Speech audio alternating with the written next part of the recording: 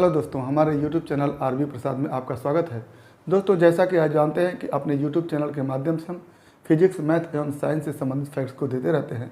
तो यदि आप हमारे YouTube चैनल पर पहली बार तो प्लीज़ चैनल को सब्सक्राइब कर लें ताकि हमारे द्वारा दिए गए हर वीडियो क्लिप का नोटिफिकेशन आपको मिलता रहे। आज हम 12th फिजिक्स में एक नए टॉपिक को लेकर के आए हैं जो परीक्षा की दृष्टि से अत्यंत महत्वपूर्ण है। वो टॉपिक है विद्युत द्विध्रुव के कारण निरक्षीय स्थिति में स्थित किसी बिंदु पर विद्युत क्षेत्र की तीव्रता। Electric field intensity at an equatorial point due to electric dipole. तो इलेक्ट्रिक डाइपोल के कारण इक्वेटोरियल पॉइंट पर विद्युत क्षेत्र की तीव्रता को हम देखेंगे। तो यहाँ पर हमारे पास एक इलेक्ट्रिक डाइपोल ए बी है जो -q चार्ज और +q चार्ज से बना हुआ है। इसका मिडिल पॉइंट O है और इस मिडिल पॉइंट O से r दूरी पर ये बिंदु P है और इस बिंदु को हम इक्वेटोरियल पॉइंट कहते हैं क्योंकि ये डाइपोल के मिडिल पॉइंट पर खींचे गए परपेंडिकुलर पर है। अब इस इक्वेटोरियल पॉइंट P पर हमको देखना है कि विद्युत क्षेत्र की तीव्रता कितनी होती है। तो जैसा कि आप जानते हैं कि विद्युत क्षेत्र की तीव्रता अगर एक से अधिक आवेश का कारण निकालना होता है तो प्रत्येक आवेश के कारण अलग अलग इलेक्ट्रिक फील्ड निकालते हैं और उसको क्या करते हैं, वेक्टर सम कर देते हैं। तो पहले हम -q आवेश के कारण इस बिंदु P पर इलेक्ट्रिक फील्ड निकालेंगे, फिर +q आवेश के कारण इस बिंदु P पर इलेक्ट्रिक फील्ड निकालेंगे और दोनों की दिशा को देखते हुए हम क्या कर देंगे, ऐड कर देंगे। तो पहले हम लिखते क्या है इसको देखिएगा, क्या कि -q एवं +q आवेश से बने 2l लंबाई के मध्य बिंदु O से इक्वेटोरियल पॉइंट को निरक्षीय स्थिति कहते हैं। O से निरक्षीय स्थिति में r दूरी पर स्थित बिंदु P की -q आवेश से दूरी, और ये दूरी हम AP लिख रहे हैं। -q आवेश से बिंदु P की दूरी क्या हो जाएगी, AP इक्वल टू, अब ये हमारा राइट एंगल ट्रायंगल बन रहा है जिसमें ये बेस है AO और परपेंडिकुलर है OP। तो हाइपोटेनियस हमको निकालना है, कर्ण निकालना है, तो हाइपोटेनियस हो जाएगा अंडर रूट में बेस का स्क्वायर प्लस परपेंडिकुलर का स्क्वायर। तो क्या हो जाएगा, AP equal to under root में बेस का स्क्वायर जो L है प्लस परपेंडिकुलर का स्क्वायर जो R है। तो ये चूँकि 2L लंबाई का डाइपोल है तो L लंबाई इधर होगा और L लंबाई इधर होगा। ये बेस हो गया L और ये परपेंडिकुलर हो गया R। तो ये हो गया AP equal to L square plus R square. ये -q आवेश से दूरी हो गई। तो अब -q आवेश के कारण बिंदु P पर विद्युत क्षेत्र की तीव्रता क्या हो जाएगा, E1। यहाँ पर हमको -q आवेश एवं +q आवेश दोनों के कारण बिंदु P पर विद्युत क्षेत्र की तीव्रता निकालनी है। तो -q आवेश के कारण हम E1 लिखते हैं और +q आवेश के कारण E2 लिखते हैं। तो E1 इक्वल टू क्या हो जाएगा, 1/4 पाई of silent 0 q upon R square plus L square. ये डिस्टेंस क्या है, अंडर रूट में है R square plus L square. तो यहाँ पर चूँकि Q के नीचे R स्क्वायर होता है यानी दूरी का स्क्वायर होता है, तो ये अंडर रूट में दूरी है R square plus L square, उसका स्क्वायर कर देंगे तो अंडर रूट हट जाएगा। ये हो गया। इसी प्रकार अगर हम +q आवेश के कारण बिंदु P पर विद्युत क्षेत्र की तीव्रता, इसको हम E2 से लिख रहे हैं, तो E2 इक्वल टू क्या हो जाएगा, 1/4 पाई ऑफ साइलेंट 0, ये भी हो गया Q upon R square plus L square. जितनी लंबाई ये है उतनी ही लंबाई ये है, तो दोनों के लिए हो जाएगा R square plus L square. अब हम दिशा की बात करते हैं, तो यहाँ पर -q आवेश है और दिशा जानने के लिए इस पॉइंट P पर हम परीक्षण आवेश +q0 रखते हैं। तो ये प्लस रहेगा, ये माइनस रहेगा, तो ये माइनस क्यू इस प्लस को अपनी ओर आकर्षित करेगा, यानी आकर्षण बल लगाएगा इस दिशा में। और आप जानते हैं कि जिस दिशा में पॉजिटिव चार्ज पर बल लगता है वही दिशा विद्युत क्षेत्र की दिशा होती है। तो ये E1 की दिशा हम चित्र में इस तरफ से दिखा दिए, क्योंकि इधर की तरफ आकर्षण बल लग रहा है। अब E2 की दिशा की बात करें तो ये पॉजिटिव चार्ज है और यहाँ पर परीक्षण आवेश भी पॉजिटिव लेते हैं। तो ये पॉजिटिव हो गया, ये पॉजिटिव हो गया, तो ये पॉजिटिव इसको क्या करेगा, रिपेल करेगा, प्रतिकर्षित करेगा। तो प्रतिकर्षित करने का मतलब दूर की तरफ ले जाएगा। तो इस पर लगने वाला बल इस दिशा में है, तो E2 भी इसी दिशा में होगा, क्योंकि जिस दिशा में बल लगता है उसी दिशा में विद्युत क्षेत्र की तीव्रता होती है। तो E1 की दिशा ये हो गई, E2 की दिशा ये हो गई। अब E1 और E2 को हम दो परपेंडिकुलर कंपोनेंट में डिवाइड करते हैं। तो E1 का एक परपेंडिकुलर कंपोनेंट ये हो गया और दूसरा परपेंडिकुलर कंपोनेंट ये हो गया। और E2 के लिए देखें तो E2 के लिए एक परपेंडिकुलर कंपोनेंट ये है और दूसरा ये है। दोनों के मान को देखें तो ये अगर एंगल थीटा है और इसको आप इस तरह से मिला देते हैं तो ये हो जाएगा परपेंडिकुलर, ये हो जाएगा बेस।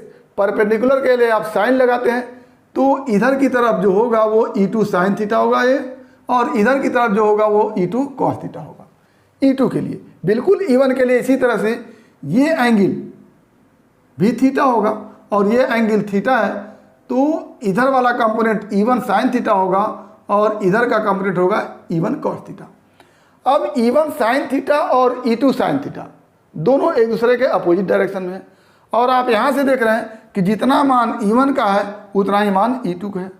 तो यहाँ पर आप E1 की जगह E2 लिख सकते हैं। तो E2 साइन थीटा इधर की तरफ और E2 साइन थीटा ऊपर की तरफ, यानी दोनों एक दूसरे के अपोजिट डायरेक्शन में है और दोनों क्या है, बराबर है। तो दोनों एक दूसरे को निरस्त कर देंगे। बचा क्या, E1 कॉस थीटा भी इधर की डायरेक्शन में है और E2 कॉस थीटा भी एक ही डायरेक्शन में है, तो दोनों क्या हो जाएंगे, ऐड हो जाएंगे। तो क्या लिखेंगे यहाँ पर कि सिंस E1 साइन थीटा एवं E2 साइन थीटा बराबर परंतु विपरीत दिशा में है, अतः ये एक दूसरे को निरस्त कर देंगे। ठीक, अब बचा क्या, E1 cos थीटा और E2 cos थीटा एक ही दिशा में है, साथ ही E1 cos थीटा एवं E2 cos थीटा एक ही दिशा में है, अतः ये जुड़ेंगे। इस प्रकार बिंदु P पर परिणामी विद्युत क्षेत्र की तीव्रता, और इसको हम E से लिखते हैं। तो E बराबर क्या हो जाएगा, E1 cos theta plus E2 cos theta, दोनों जुड़ेंगे। E1 साइन थीटा और E2 साइन थीटा कैंसिल हो गए, E1 cos थीटा और E2 cos थीटा क्या हो गए, जुड़ गए। तो यहाँ से E इक्वल टू हो जाएगा हमारे सामने 1/4 pi epsilon 0 Q upon R square plus L square cos theta plus E2 का मान भी वही है 1/4 pi epsilon 0 Q upon R square plus L square cos theta. एक तरह से एक ही फिजिकल क्वांटिटी दो बार जोड़ रही है। तो यहाँ से क्या हो जाएगा, imply that E is equal to 1/4 pi epsilon 0 twice Q upon R square plus L square into cos theta. ये 2 गुना हो जाएगा, तो 2 का मल्टीप्लाई हम Q के साथ कर लेते हैं और सबको अलग रखते हैं। अब इस तरह से यहाँ पर देखें कॉस थीटा, तो ये एंगल है थीटा और ये है बेस। तो ऐसी स्थिति में कॉस थीटा इक्वल टू क्या हो जाएगा, बेस बटा under root R square plus L square. इसी कॉस थीटा का मान हमको यहाँ पर रख देना है। तो क्या हो जाएगा, अब E is equal to 1/4 pi epsilon 0 twice Q into L upon under root, ये अलग से R square plus L square होगा और अंडर रूट में हो जाएगा R square plus L square, ये हो गया। अब Q इंटू ट्वाइस L दूसरे रूप में लिख देते हैं, तो क्या हो जाएगा, E is equal to 1/4 pi epsilon 0 Q into twice L upon ये R square plus L square, R square plus L square ये है। तो इसको हम पावर 1 लिख सकते हैं। अंडर रूट में जो है R square plus L square under root में है, तो इसको पावर आधा लिख सकते हैं। तो यहाँ पर एक पावर है, यहाँ पर हाफ पावर है, तो दोनों मिलकर के हो जाएंगे R square plus L square के पावर 3/2 ये हो जाएगा। तो यहाँ से क्या हो गया, R square plus L square के पावर 3/2 ये हो गया। अब आर ये मिडिल पॉइंट से इस पॉइंट पी का डिस्टेंस है, और यल इस डाइपोल का हाफ है, डाइपोल की लंबाई का हाफ है। तो चूंकि डाइपोल को बहुत छोटा माना जाता है, ऐसी स्थिति में यल आर के सापेक्ष बहुत छोटा होगा। क्या लिखेंगे कि since L is very very less than R imply that जो एल स्क्वायर होगा वो और छोटा होगा किससे, आर स्क्वायर से, या कह लें कि imply that L square R square के सापेक्ष नगण्य होगा। अगर नगण्य होगा तो इस एल स्क्वायर को आप हटा सकते हैं यहाँ से। तो जब हटाएंगे तो क्या हो जाएगा, E is equal to 1/4 of silent 0 Q into twice L हो गया P। आप जानते हैं एक आवेश और द्विध्रुव की लंबाई का जो गुणनफल होता है उसको P कहते हैं, अपान आर स्क्वायर, और ये एल स्क्वायर कैंसिल हो गया है क्योंकि बहुत छोटा है, नगण्य है। क्या हो जाएगा, आर स्क्वायर के पावर 3/2, और इसको हल करेंगे तो 2 से कटेगा, क्या बचेगा, आर क्यूब। तो अंत में क्या आ गया यहाँ से, E बराबर 1/4 ऑफ साइलेंट 0 P/R³ ये फार्मूला हो गया हमारा निरक्षीय स्थिति में स्थित किसी बिंदु पर विद्युत क्षेत्र की तीव्रता का। अब चूंकि इस विद्युत क्षेत्र की तीव्रता की दिशा भी हमको देखनी है, तो आप देखिए यहाँ पर E1 cos theta, E2 cos theta दोनों की दिशा ये हम चित्र में इस तरह से दिखाएं। और ये दिशा क्या है, अगर हम इस डाइपोल में P की दिशा देखें तो -Q से +Q की ओर होती है। द्विध्रुव आघूर्ण P की दिशा -Q से +Q की ओर, यानी इस डायरेक्शन में। और यहाँ पर E1 cos थीटा और E2 cos थीटा का जोड़ जो E के बराबर है, दोनों की दिशा क्या है, ये P के अपोजिट डायरेक्शन में, P है इस दिशा में और E1 cos theta, E2 cos theta सब उसके अपोजिट डायरेक्शन में। तो जो E होगा वो क्या होगा, इस P के अपोजिट डायरेक्शन होगा। तो एक लाइन लिखेंगे कि यहाँ पर E की दिशा P की दिशा के विपरीत होगी, विपरीत होगी। तो ये हमारा हो गया विद्युत द्विध्रुव के कारण निरक्षीय स्थिति में स्थित किसी बिंदु पर विद्युत क्षेत्र की तीव्रता, जिसका मान E इक्वल टू 1/4 P/R³ है, और दिशा P की दिशा के विपरीत है, या कह लें +Q आवेश से -Q आवेश की ओर है। अच्छा, अब बात आती है कि अक्षीय स्थिति में जो विद्युत क्षेत्र की तीव्रता है वो 2 P/R³ है, और निरक्षीय स्थिति में क्या है, P/R³ है। तो इससे यह पता चला कि निरक्षीय स्थिति में विद्युत क्षेत्र की तीव्रता अक्षीय स्थिति की अपेक्षा हाफ होती है, आधी होती है।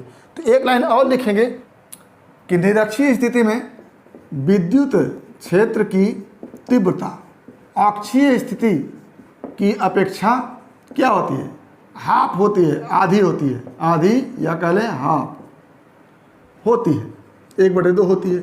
या इसी को आप लिखते हैं E इक्वेटोरियल अपान E एक्सियल। तो इक्वेटोरियल में है P/R³ और एक्सियल में है 2 P/R³। यहाँ के फैक्टर की बात कर रहे हैं और सब कांस्टेंट है।